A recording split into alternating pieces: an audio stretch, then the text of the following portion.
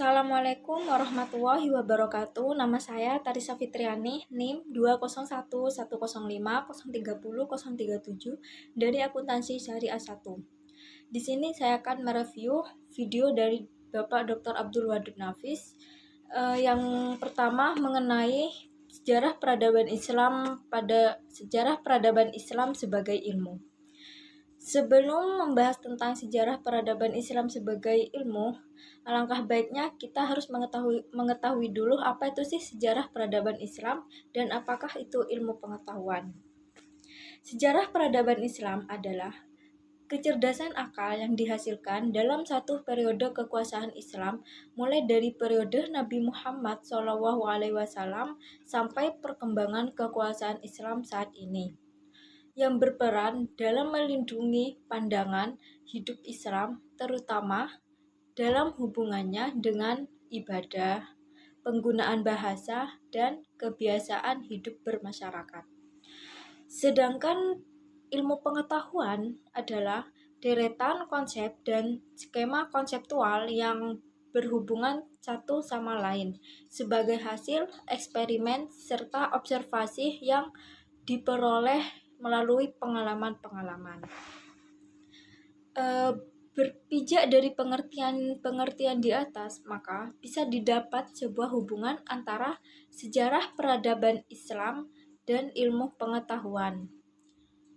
Sesuatu bisa dikatakan sebagai ilmu pengetahuan apabila memenuhi kriteria-kriteria tertentu, yaitu yang pertama, memiliki objek yang jelas, yang kedua, memiliki metode tertentu, yang ketiga, disusun secara sistematis, yang keempat, menggunakan pemikiran yang rasional, yang kelima, kebenarannya bersifat objektif, dan yang keenam, memiliki tujuan.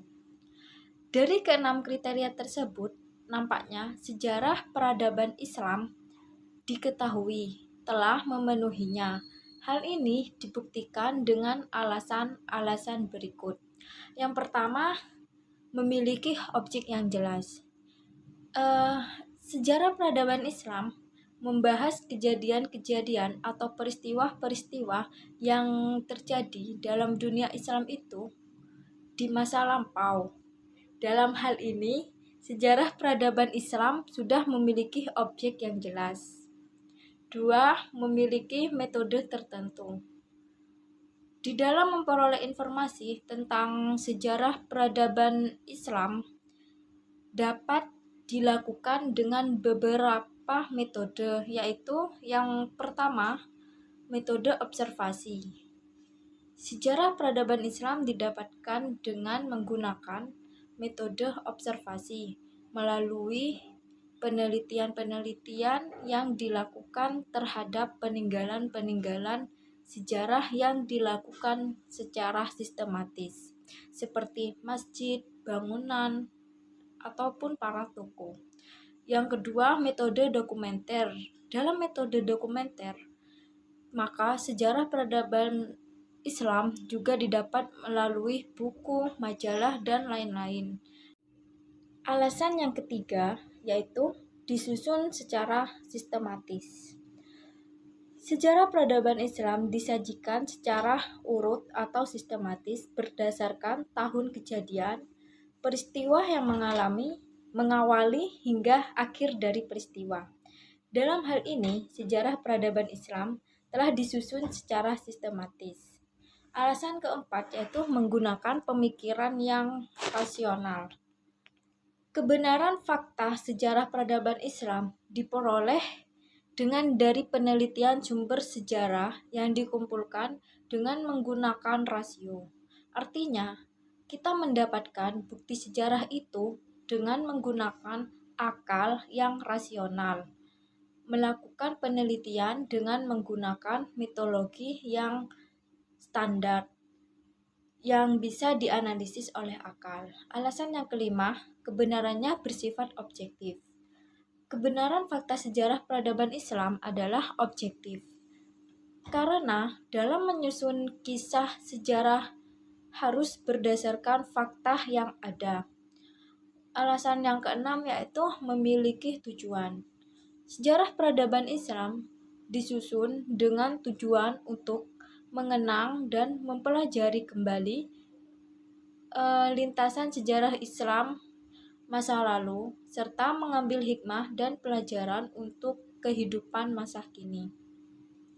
Sebagai tambahan, periodisasi dalam sejarah Islam dimulai dari yang pertama itu periode klasik dari 650 Masehi sampai 1250 Masehi yang meliputi dua masa kemajuan, yaitu masa Rasulullah SAW, Khulafaur Rasyidin, Bani Umayyah, dan masa-masa permulaan Daulah Abbasiyah. Yang kedua, periode pertengahan, yaitu dari 1250 Masehi hingga 1800 Masehi. Pada periode ini terjadi dua kemunduran dan masa tiga kerajaan besar, yaitu Turki Utsmani, Daulah Safawiyah, dan Daulah Mongolia di India. Fase 3, kerajaan mengalami kemajuan pada tahun 1500 sampai 1700 Masehi dan mengalami kemunduran kembali pada tahun 1700 sampai 1800 Masehi. Yang ketiga, periode modern, yaitu dari 1800 hingga sekarang. Pada periode ini, umat Islam banyak belajar dari Barat dalam rangka mengembalikan balance of power. Dalam era ini, Islam mulai bangkit dengan melakukan pembaharuan dan juga menambah pemahaman terhadap sejarah peradaban Islam untuk membangun dan menghidupkan kembali atau mengulang sejarah keemasan Islam yang akan merubah pandangan dunia terhadap Islam. Yang kedua, di sini saya akan mereview video tentang materi peradaban Islam pada masa Khulafaur Rasyidin. Secara bahasa, Khulafaur Rasyidin berasal dari kata khulafa yang merupakan jamak dari kata khalifah yang berarti pengganti, dan ar-Rasyidin artinya mendapat petunjuk. Sedangkan arti bebasnya yaitu orang yang ditunjuk sebagai pengganti atau pemimpin yang selalu mendapat petunjuk dari Allah Subhanahu wa Ta'ala. Para Khulafaur Rasyidin ini terdiri dari sahabat-sahabat Nabi Muhammad SAW seperti Abu Bakar As-Siddiq, Umar bin Khattab, Utsman bin Affan, dan Ali bin Abi Thalib.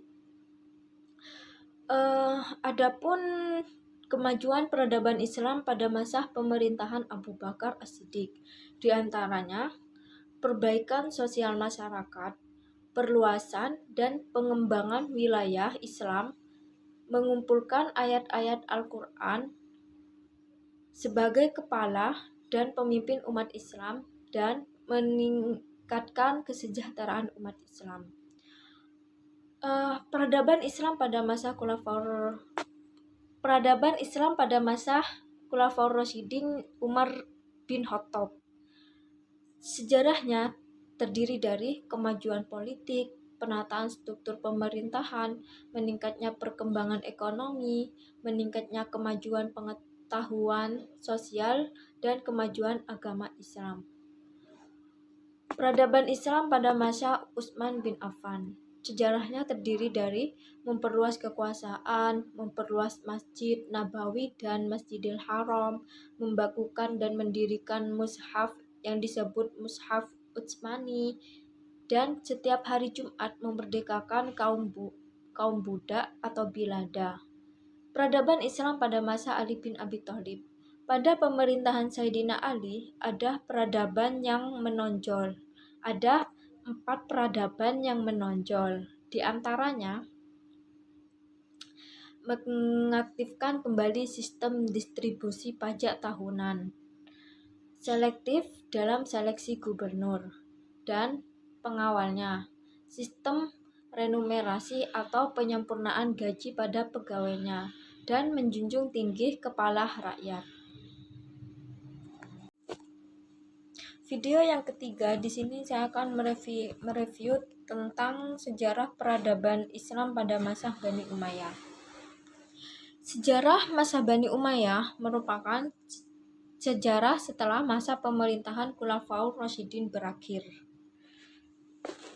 Bani Umayyah ini didirikan oleh seorang sahabat dari suku Quraisy yang bernama Muawiyah bin Abu Sufyan, yang mulai pada tahun 41 Hijriah atau 661 Masehi hingga sampai tahun 130